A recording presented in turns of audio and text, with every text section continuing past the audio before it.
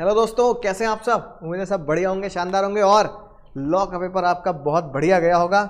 जैसे सभी बच्चों ने बोला, मुझे पर्सनली चैट में ही बोला कि सर बिल्कुल सही गया पेपर और उम्मीद है कि आप बहुत जल्द इसका की आंसर डाल देंगे। तो मैं आपके साथ आया हूँ लॉ का आंसर की डिस्कस करने के लिए कि लॉ का पेपर अगर आया तो कहाँ से आया और कौन से सेक्शन से हमें क्वेश्चन पूछे गए हैं और हमें उनका कैसे जवाब देना था। तो आपको लगा सर कितना लड्डू पेपर था, कितना हलवा पेपर था। और साथ में मैं आपको दिखाऊंगा कि अपनी बुक जो मैं आपको कलर बुक देता हूं, अपनी कॉमिक्स जो लॉ की कॉमिक्स हम आपको देते हैं, उस कॉमिक्स के अंदर ये चीजें कहां मिलेंगी आसानी से।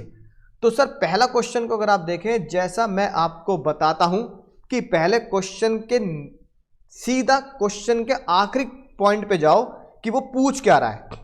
तो इस सिचुएशन में पूछ रहा है कि एप्रोप्रिएशन बताओ कैसे करना है, कॉन्ट्रैक्ट एक्ट के हिसाब से एप्रोप्रिएशन बताया जाए। अब कई बार बच्चे को होता है सर टाइम बार डेट, हाँ बिल्कुल सही बात है, टाइम बार डेट के बारे में आपने है ना सेक्शन है ना 25(3) में पढ़ा होगा। याद है बात, टाइम बार डेट 3 साल अगर निकल जाते हैं तो उसके बाद आपको रिटन में लेना है, साइन करा के लेना है कि भाई मैं आपको पेमेंट दे रहा हूं, तो नो कंसीडरेशन स्टिल कॉन्ट्रैक्ट के तहत आप कर सकते हैं। तो इस क्वेश्चन में कहा गया ये टाइम बार डेट है, ये टाइम बार डेट है और ये इस तरीके से पेमेंट ड्यू है। तो इस क्वेश्चन में हमने जब एप्रोप्रिएशन की बात करी तो एक्चुअली में क्वेश्चन पूछा गया सेक्शन 61 से, यानी पहले मुझे डिफाइन करना था सेक्शन 59, 60 एंड सेक्शन 61। क्या बोला? 61 सर बोला 61। तो 61 से डिफाइन करना था। क्यों? क्योंकि वो क्या कहा गया, assuming T also has not appropriate the amount, है ना। क्वेश्चन आपके पास है, आपने सबने ढंग से पढ़ा है कि टी ने अप्रोप्रिएट नहीं किया, तो है ना हम क्या करेंगे 61 से डिसाइड करेंगे, जिसे मैं आपको क्लास के टाइम पे सेम क्वेश्चन मैंने कराया, बस सेम क्वेश्चन कराया है। किसका एग्जांपल देखे कि एक मोबाइल है, एक पेन है, एक कैलकुलेटर है, या फिर एक चूहा है। चूहा याद आ गया बात, अरे हाँ सर यही तो कराया था आपने, यही तो दिखाए थे बस। और मोबाइल की 10,000 की पेमेंट है, इसकी 15,000 की है, इसकी 5,000 की है। तो हम क्या करेंगे, अगर कुछ भी नहीं पहले डेटर बताएगा, अगर क्रेडिटर भी नहीं कर पा रहा तो फीफो मेथड लगाएंगे। मैंने कहा था एग्जाम में फीफो मेथड लिखना मत, पर अपनी खोपड़ी में अपने घुटनों में, अरे भगवान ने 2 ही घुटने दिए हैं, 2 में 2 पेपर, 2 में 2 पेपर समाने थे, तो अपने घुटनों में डाल देना, फीफो मेथड लगाएंगे। तो जब उसने हमें चेक दिया 12,500 का, तो जो पहले था उसी को क्या करेंगे, एडजस्ट करेंगे, है कि नहीं बात, राइट। तो पहले क्या था सर, पहले क्या था, फीफो मेथड, राइट। तो सर पहले डेट, और ही दादा डेट में मजे ले लिए, यहां जुलाई है यहां अप्रैल है, तो पहले अप्रैल वाली में लगाएंगे, है ना, राइट। तो पहले फीफो मेथड में पहले इस पे अप्लाई करेंगे 12,500, फिर जो आया फिर वो 1 जुलाई वाले में अप्लाई करेंगे, है ना, राइट। तो हमारे इस तरीके से ये दोनों चेक पूरे हो जाते हैं 12,500 के और 4,000 के, ठीक है। यहां पे आप एक अजम्पशन डाल सकते हैं, अजम्पशन डाल सकते हैं एज पर सेक्शन 25(3), जो हमारे टाइम बार डेट हैं। टाइम बार डेट क्या है, time bar date is valid या बिकम वैलिड एज पर सेक्शन 25 सबसेक्शन 3। इसके हिसाब से टाइम बार डेट भी एलिजिबल है पेमेंट के लिए, तो फिर टाइम बार डेट को भी हम कंसीडर करेंगे। तो ये छोटा सा 25(3) के हिसाब से आप डाल सकते हैं, नो कंसीडरेशन स्टिल कॉन्ट्रैक्ट में टाइम बार डेट को भी हम क्या कर रहे हैं सर, पेमेंट के लिए एलिजिबल मान रहे हैं, राइट। तो सिंपल क्वेश्चन था सर, क्लास का ही क्वेश्चन था, ठीक है। अमाउंट का डिफरेंस रहा होगा। फिर ये सर बच्चों वाला क्वेश्चन, तुच्छ क्वेश्चन सर, लड्डू क्वेश्चन था सर। सर इसमें क्या था सर, इसमें आपको बताना था कि एक गवर्नमेंट है, गवर्नमेंट स्टेट गवर्नमेंट, यहां लिख देता हूं, चलो स्टेट गवर्नमेंट है, उसने होल्ड कर रखे हैं 48 लाख शेयर्स। कितने सर, 48 लाख शेयर्स होल्ड कर रहे हैं किसके, वाई लिमिटेड के, याद आ गई बात। और वाई लिमिटेड है, वाई लिमिटेड ने होल्ड कर रखे हैं कितने शेयर सर, 2,50,600 शेयर होल्ड कर रखे हैं जेड प्राइवेट लिमिटेड के, है ना, जेड प्राइवेट लिमिटेड के। बात समझ में आ गई, हाँ सर जेड प्राइवेट लिमिटेड के होल्ड कर रखे हैं। अब ध्यान से अगर देखो तो इसमें दो क्वेश्चन पूछे गए बहुत आसान, और ये मैंने क्लास में बहुत अच्छे से डिस्कस किया था कि दोनों की परसेंटेज पहचानना, इसलिए परसेंटेज में लिख के लाया हूं आपके लिए पहले से ही ताकि याद आ जाए। गवर्नमेंट कंपनी में कितने परसेंट की होल्डिंग देखते हैं? 51। होल्डिंग सब्सिडरी में सब्सिडरी कब बनती है? 50। तो अगर याद हो तुम्हें क्लास में, ये क्वेश्चन मैंने क्लास में डिस्कस किया था, क्लास में क्वेश्चन कराया, याद आई बात? क्या कराया?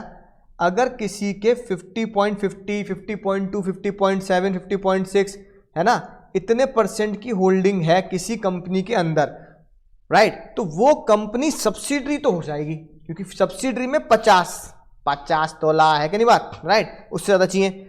लेकिन गवर्नमेंट कंपनी के लिए, गवर्नमेंट कंपनी होने के लिए सरकार और राज्य सरकार या केंद्र सरकार, स्टेट या सेंट्रल कितने होने चाहिए? 51 या उससे ज्यादा। तो 50.6 पर या 50.7 पर, 50.5 पर आप होल्डिंग सब्सिडरी के कॉन्सेप्ट में तो आ सकते हैं, लेकिन बाबू किस पे नहीं आ सकते? गवर्नमेंट कंपनी के कॉन्सेप्ट पे नहीं आ सकते। अब अगर 48, अब इस पे ध्यान दो, अगर 48 लाख शेयर हैं तो कैलकुलेटर निकाल लेते हैं भाई।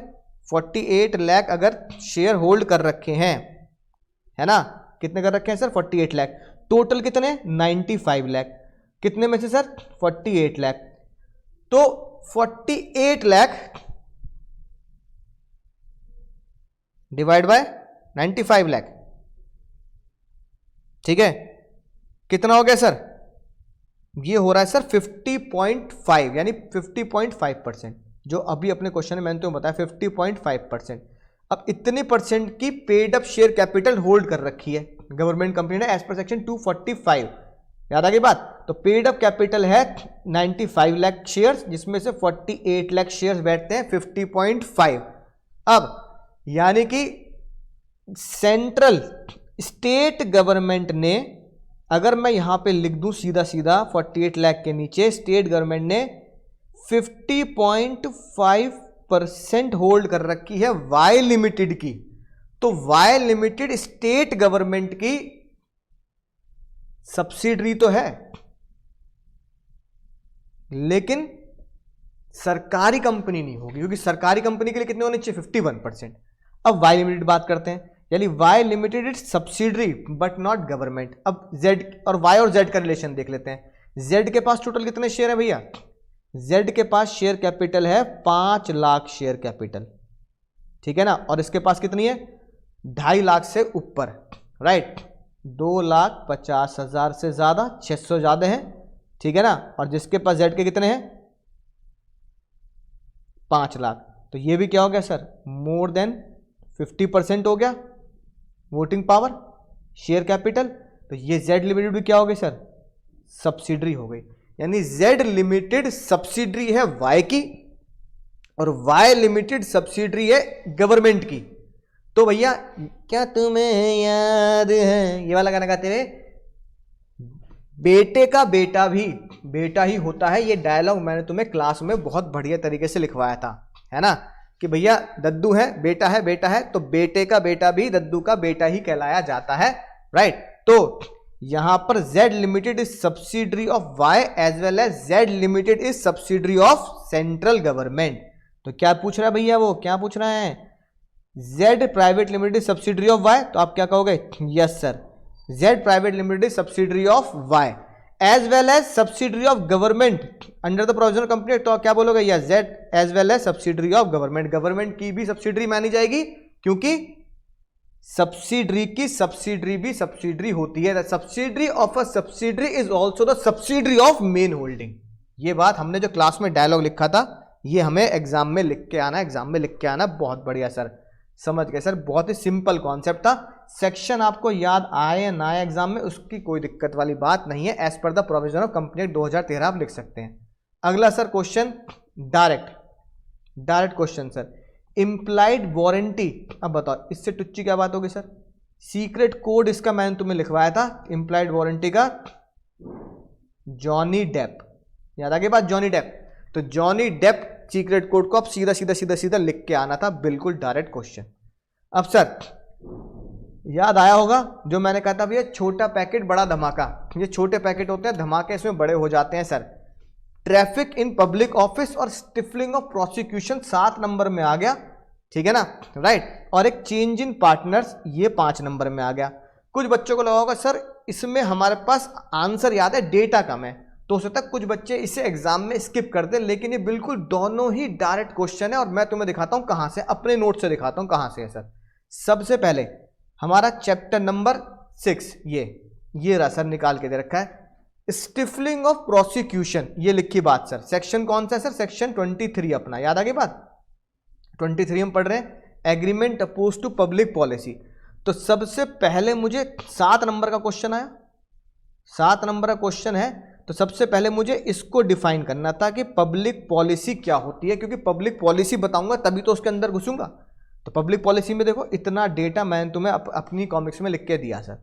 फिर सीधा पॉइंट नंबर 2 पे आओ, स्टिफलिंग ऑफ प्रोसिक्यूशन। अब ये बात देखो, स्टिफलिंग ऑफ प्रोसिक्यूशन में देखो कितनी सारी चीजें अपनी किताब में हैं, ठीक है ना, राइट। ये वाली बात, ये मैंने डायलॉग तुम्हें कहा था कि one of my favourite dialogue है लॉ का, है ना, तो इसलिए मैंने क्लास में तुम्हें कहा भी था इसे याद कर लेना। मेरी इच्छा है तुम इसे याद कर लो और इत्तेफाक से एग्जाम में यही टपक गया। You can not make the trade off your crime, तुम अपने ही क्राइम का, अपने ही अपराध का व्यापार नहीं कर सकते कि ये ले पकड़ पैसा और मेरे खिलाफ गवाही मत दे, और ये ले पकड़ पैसा, है ना, भूल जा सब कुछ, है ना। One of my favourite dialogue exam में लिखने के लिए आ गया।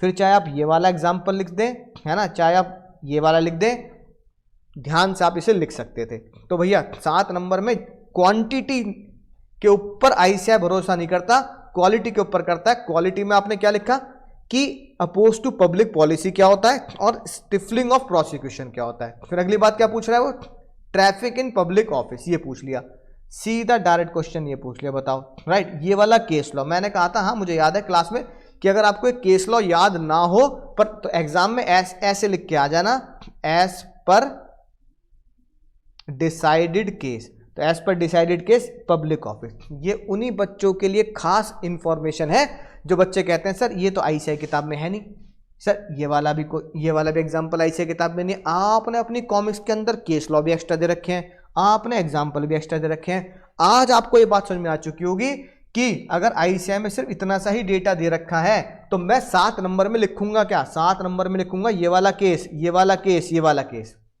राइट। इस अगर आप देखोगे, अब अगर ध्यान से देखो तो ये पूरा डेटा जो आपके स्क्रीन पे दिख रहा है, फिर ये पूरा डेटा जो आपकी स्क्रीन पे दिख रहा है, और ये इसकी हेडिंग मेन जो स्क्रीन पर दिख रही है opposed to public policy, simple 7 number में फ्री के नंबर है विद एग्जांपल और आसानी से केस लॉ। बोलो समझ गए सर, मजा आ गया सर, बहुत ही ज्यादा मजा आ गया सर ये तो, है ना। अगला सर, चेंज इन पार्टनर्स। अब चेंज इन पार्टनर्स, है ना, क्लास में मैंने क्या बोला था, पार्टनर, इसका एग्जांपल मैं तुम्हें बताता हूं मैंने क्लास में क्या बोला था, जब तुम्हें याद आ गई होगी बात और सभी बच्चे खुश हो गए, कहने लगे सर आपका एग्जांपल याद आ गया, शादी के बाद, शादी के फल से, कभी मैच के शादी के बाद, है ना। कई बार ऐसा होता है कि लड़कियां नाम चेंज कर लेती हैं, सरनेम कर लेती हैं चेंज, सरनेम चेंज, याद आई बात, है कि नहीं बात, राइट। फिर मैंने तो अपनी कहानी बताई, सर आपने पूछा सर आपके अभी ऐसा हुआ, मैंने कहा पर मेरे ऐसा नहीं हुआ भाई, मेरी वाइफ है, उनका नाम है, सरनेम उनका जैन है, तो वो अग्रवाल नहीं लगाती, मैं उनको अग्रवाल हूँ, तो वो आज भी शादी के बाद भी उनका सरनेम चेंज नहीं कराया, क्योंकि सरनेम चेंज करने में बहुत लंबा प्रोसेस होता है, जो प्रोसेस मैं अब तुम्हें दिखाने वाला हूँ। इसलिए हमने बोला कि भैया सरनेम चेंज करने में कुछ रखा, कोर्ट कचहरी के चक्कर काटो, नाम अपना सेम ही रखो, जैन लगाते हो जैन ही लगाते रहो, सरनेम चेंज नहीं करेंगे। अगर फिर भी वो कह रही है नहीं मैं तो सरनेम चेंज करूंगी, मैं तो अग्रवाल लगाऊंगी, तो हमने उनसे बोला था भैया अग्रवाल अगर लगाना है तो अग्रवाल लगाना है, तो मैंने बोला तुम सबकी भाभी से कि भैया मेरे सभी प्यारे बच्चों की भाभी, अग्रवाल लगाना है तो 25 को फॉलो करना है, अग्रवाल लगाना है तो 25 को फॉलो करना है, नाम चेंज करना है तो सेक्शन 25 को फॉलो करना है। बिल्कुल सेम डायलॉग तुम्हें क्लास में जब बोले थे तो अब तुम्हें याद आ गए होंगे। 15-15 दिन का खेल शुरू हमने किया था। तो रजिस्ट्रेशन और change in name, simple direct section 25 पूछ लिया, ये वाला पॉइंट सर याद आ गई बात। और फिर मैंने कहा था भैया ये पेनल्टी जरूर याद कर लेना कि पेनल्टी में चेंजेस हो जाते हैं, तो ये हम ध्यान से याद करेंगे। बिल्कुल सिंपल 4-5 पॉइंट लिख के आने थे, पूरे में से पूरे नंबर मिलेंगे, पूरे में से पूरे नंबर मिलेंगे। बताओ क्वेश्चन नंबर 2 में दिक्कत बताओ, कोई दिक्कत नहीं है। एग्जाम में तुम्हें ये सारे डायलॉग याद आए हैं, बच्चों के मैसेज आ गए थे, सर आपका ये वाला डायलॉग, भाभी जी का नाम याद आ गया था कि भाभी जी ने अपना नाम चेंज नहीं किया, चेंज करती तो 25 को फॉलो करना पड़ता। एग्जाम में वही सेक्शन सर आपका टपक गया। सर बताओ सर, मजा आ गया सर, बताओ। 7 और 5 फ्री के नंबर पूरे पक्के हो गए। 2 क्वेश्चन हो गए भैया, हो गए सर। तीसरे पे आते हैं सर, इंप्लाइड अथॉरिटी। बताओ इंप्लाइड अथॉरिटी डायरेक्ट क्वेश्चन, और कौन कौन चीजें होती है इसमें इंप्लाइड अथॉरिटी नहीं करते, सीधा डायरेक्ट लड्डू क्वेश्चन आ गया सर। लड्डू क्वेश्चन आ गया नहीं आ गया सर? सेक्शन 19 है कि नहीं बात। और अपना फेवरेट सर, अब बताओ, मोबाइल को आगे पढ़ना ही नहीं है भाई, आगे पढ़ना ही नहीं है। Display, display one of my favourite, कि भैया डिस्प्ले किया है ना, राइट। तो invitation to offer, invitation to offer, याद आ गई बात। और हमारे इनविटेशन टू ऑफर के 3 महत्वपूर्ण केस, और मैंने तुम्हें क्लास में बोला था 3 जो केस होते हैं, इन तीनों केस में एक एक केस हर अटेम्प्ट में बदल बदल के आता है, हर अटेम्प्ट में बदल बदल के आता है। एक केस था pharmaceutical society of great Britain versus boot cash chemist, याद आई बात। एक था हार्वी वर्सेस फेसी, है ना, और एक हैरिस वर्सेस निकर्सन। 3 केस थे सर। ये हमारा था जब ऑक्शन में बुलाते हैं, Harris versus Harvey versus facie जब मेन्यू कार्ड या फिर, याद आई बात, बम्पर हॉल पेन वाला। और ये इनविटेशन टू ऑफर, ठीक है, बूट फार्मास्यूटिकल सोसाइटी वाला, बूट कैश केमिस्ट ये वाला। डिस्प्ले में जब आप करते हैं तो क्या करा जाता है सर, राइट। तो डिस्प्ले चीजों में सिर्फ इनविटेशन टू होता है। तो इनविटेशन टू ऑफर के बारे में लिखना था, क्या वो शॉपकीपर को स्यू कर पाएगा? नहीं नहीं, अभी नहीं, अभी नहीं भैया, ये वाली गाना गाते हुए शॉपकीपर को स्यू नहीं कर सकते, इनविटेशन टू ऑफर है सर। याद आ गई बात सर। फिर सर अगला क्वेश्चन सर, बिल्कुल आसान, बहुत आसानी से तुम्हें एक रट्टा लगवाया था फॉर्मूले का, याद आया होगा कि भैया सेक्शन 73 का फॉर्मूला रट लो, MP minus CP, MP minus CP। और मैंने कहा था MP मतलब मार्केट प्राइस, CP मतलब कॉस्ट प्राइस मत लिखाना एग्जाम में, CP का मतलब होता है कॉन्ट्रैक्ट प्राइस, कॉन्ट्रैक्ट प्राइस, ठीक है, याद आ गई बात। अरे भाई बिल्कुल सिंपल क्वेश्चन, पहले 900 के भाव से, 1000 के भाव से, 1100 के भाव से बुक किया। अब सभी के प्राइस क्या हो गए सर? 900 वाला 100 रुपए से बढ़ गया, 1000 वाला 1100 रुपए से बढ़ गया, और 1100 रुपए वाला 1200 रुपए तक पहुंच गया। यानी तीनों के प्राइस 100 रुपीज से अप हो गए, 100 रुपीज से अप हो गए। MP माइनस CP यानी 100 यानी हर एक शर्ट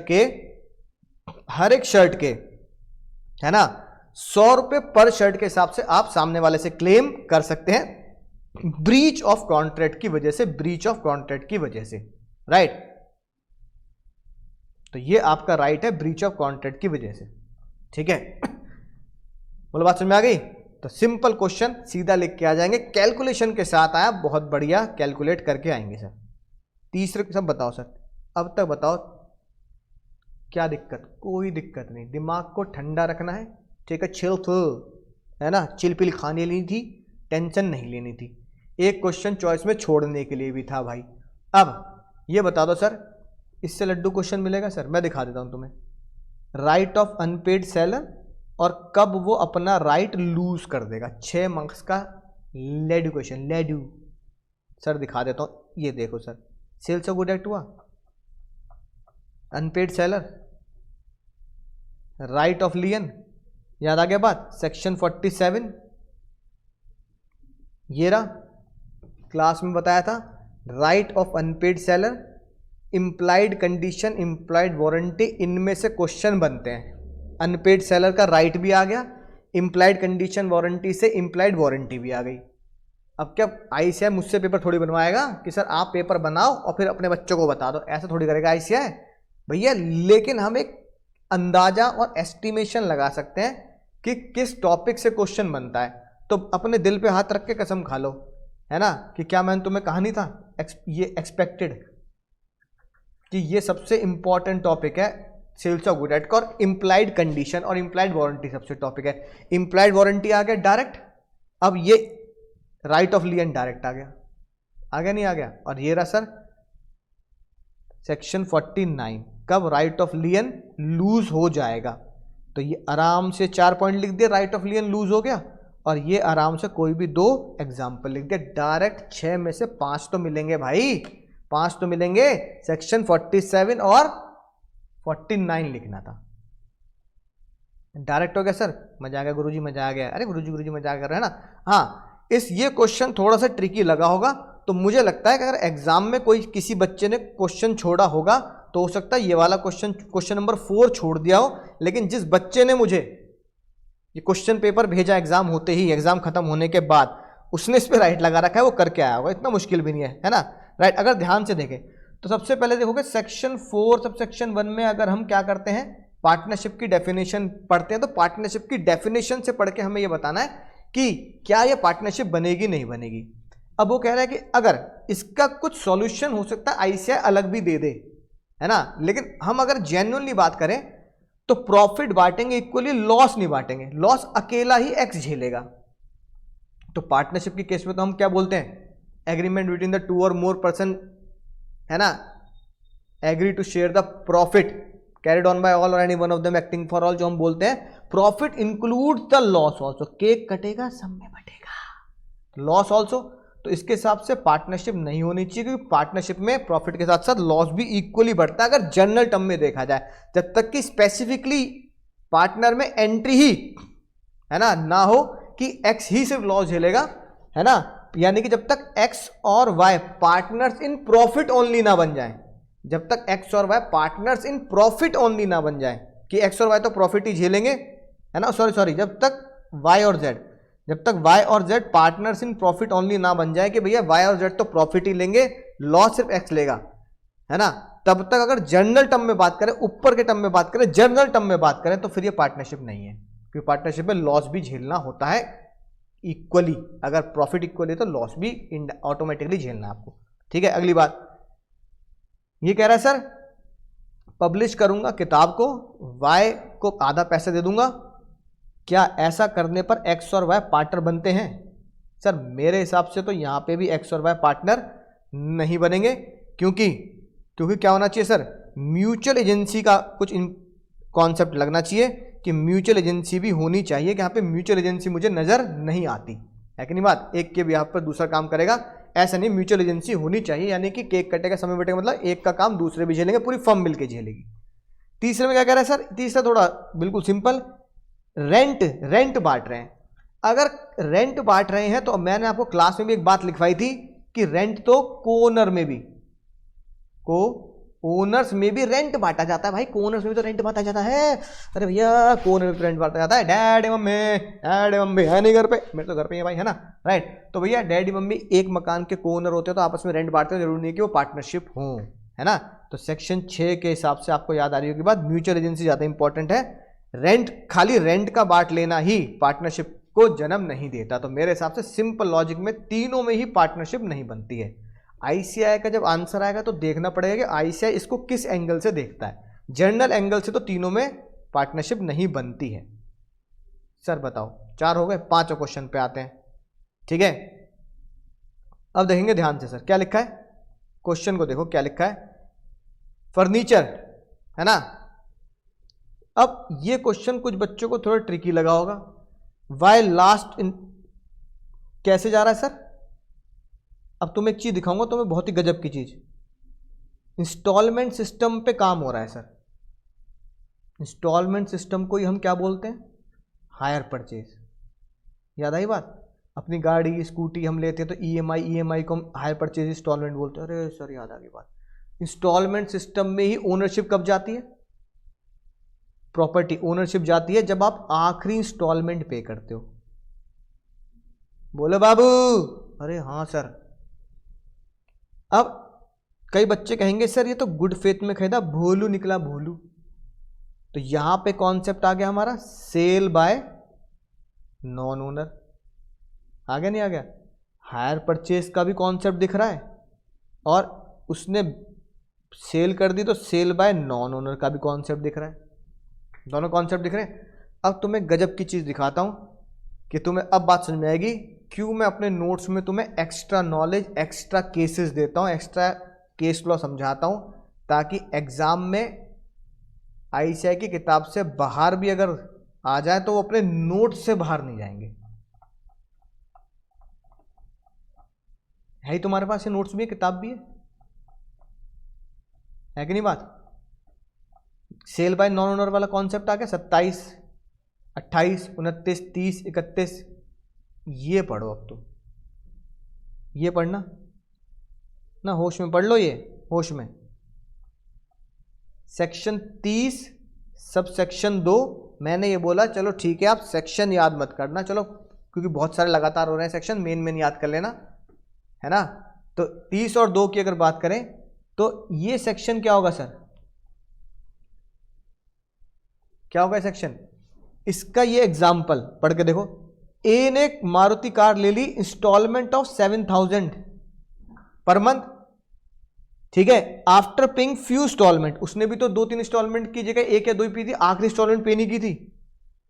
ए ने अपनी कार किसको बेच दी सर, सी को बेच दी। तो मारुति लिमिटेड क्या रिकवर कर सकती है sir, Maruti limited can recover the car from C since A had neither bought the car, क्योंकि इंस्टॉलमेंट सिस्टम में आखिरी इंस्टॉलमेंट पर ओनरशिप जाती है। तो ए ने एक तो कार खरीदी नहीं, ना ही उसने अभी तक ये बोला कि मैं बिल्कुल एग्रीमेंट टू बाय करता हूं, तो उसने सिर्फ ऑप्शन लिया है कि आखिरी इंस्टॉलमेंट पर मुझे दे देना, लेकिन मैं अभी खरीद नहीं रहा, अभी मैं इंस्टॉलमेंट के पूरे होने पर ओनरशिप मुझे देना। अब यहां पर आखिरी इंस्टॉलमेंट से पहले, पे करने से पहले आगे सब बायर को बेच दी। अब ये क्वेश्चन पढ़ना, डिट्टो नहीं है भाई, भाई क्या क्वेश्चन सेम नहीं दिख रहा तुम्हें। आखिरी इंस्टॉलमेंट से पहले उसने ये कार सोल्ड कर दी जेड को, है ना। तो बताओ, एक्स ने केस कर दिया जेड के ऊपर कि मुझे अपना फर्नीचर चाहिए, तो क्या वो रिकवर कर सकता है, बिल्कुल रिकवर कर सकता है। अपनी बुक का क्वेश्चन है, बस यहां फर्नीचर लिखा है और अपनी किताब में फर्नीचर की जगह यहां पर कार लिखा है। यहां पर क्या लिखा है सर, कार, बस प्रोडक्ट का फर्क है।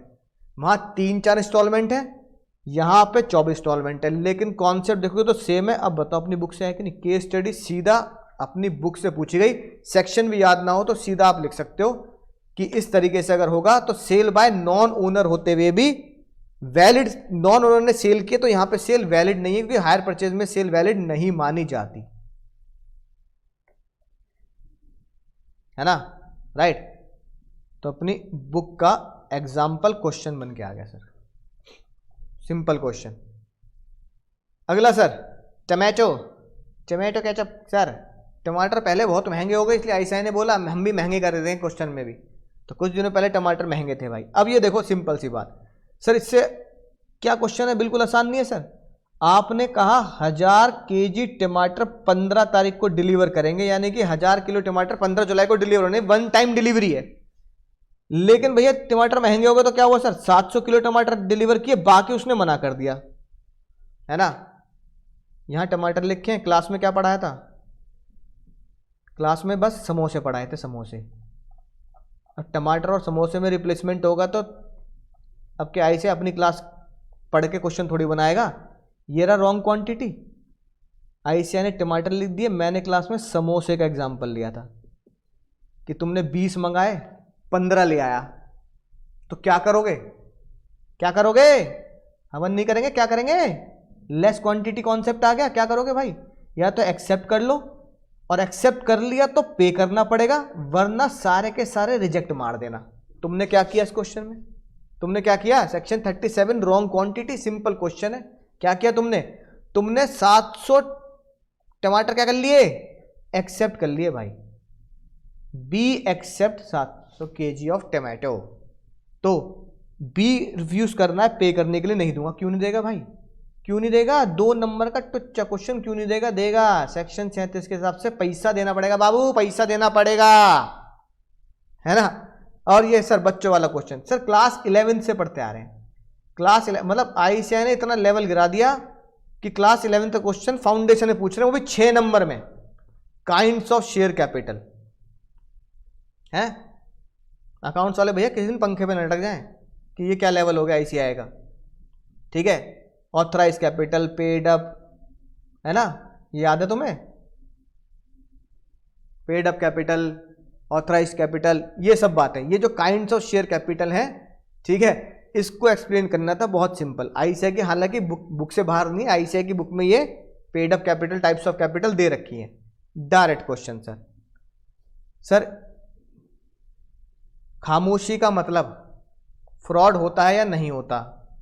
क्या तुम्हें याद है? याद आ गया भाई? याद आ गया भाई? खतरनाक डेड बनाया था। Mere silence amounts to fraud. खामोशी का मतलब अपनी कॉमिक्स में हिंदी में लिख के दे रखा है, खतरा बना रखा है कि एग्जाम में पूछा जाता है। Right, wards versus hob. और मैंने कहा था इसे तो भैया याद कर लेना, जी के पीएल कर लेना, अगर डायरेक्ट क्वेश्चन नहीं आएगा तो केस स्टडी बन के आ जाएगी इसकी। आईसीआई की बुक में हो ना हो, अपनी कॉमिक में है तो याद कर लेना, हैंड्स वर्सेस स्टीफसन। फिर इसके एक्सेप्शन थे कि खामोशी का मतलब फ्रॉड नहीं होता। किस किस केस में फ्रॉड होता है? फिड्यूशियरी रिलेशनशिप, इंश्योरेंस, शादी और फैमिली सेटलमेंट। 6 नंबर का डायरेक्ट आसान क्वेश्चन ये आ गया सर। डिसोल्यूशन के बाद अकाउंट्स कैसे सेटल किए जाते हैं, है ना? सिंपल सेक्शन 45, 46, 47 से ये क्वेश्चन है। और एमटीके प्राइवेट लिमिटेड का दर्जा पूछ रहे हैं कि वो किस कैटेगरी में है। तो सिंपल सी बात याद है तुम भैया, क्या लिखवाया था मैंने? क्या था? उन्होंने अपना बिजनेस स्टार्ट नहीं किया। अगर बिजनेस स्टार्ट नहीं किया है अभी तक, अभी स्टार्ट करेंगे पर रजिस्टर्ड हो गए हैं, तो ये क्या थे सर हमारे? क्या थे सर हमारे? Dormant company. क्या था सर? डोरमेंट कंपनी का कॉन्सेप्ट था। डोरमेंट कंपनी कॉन्सेप्ट था कि भैया अभी अभी, है ना, राइट, बिजनेस शुरू नहीं किया, बिजनेस का नाम रख लिया। बालक हुआ नहीं है अभी, लेकिन नाम पहले सोच लिया हमने बालक का। हाँ सर, याद आ गई बात कि बच्चा होगा तो ये नाम रखेंगे, है ना, राइट। तो ऐसे बिजनेस का नाम पहले रख के रजिस्टर्ड कर लिया कि बिजनेस शुरू होगा तो इस नाम से कर लेंगे, रजिस्ट्रेशन करा लिया। सिंपल 3 नंबर का क्वेश्चन था। 6 अब बता दो। अब तुम्हारे सामने 6 के 6 क्वेश्चन है जो आईसीआई ने पूछे।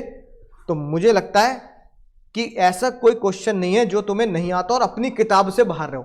सारा किताब से है, केस स्टडी अपनी किताब में से, या जो मैंने क्लास में हैंड रिटन नोट्स कराए उसमें से केस स्टडी बनी है। अगर तुम्हें लगता है अगर मैं होता तुम्हारी जगह मुझे कौन सा क्वेश्चन छोड़ना चाहिए, मैं अगर होता तो हाँ, मैं पर्सनली अगर मैं होता एग्जाम में बैठा तो मैं 5 को स्किप करता।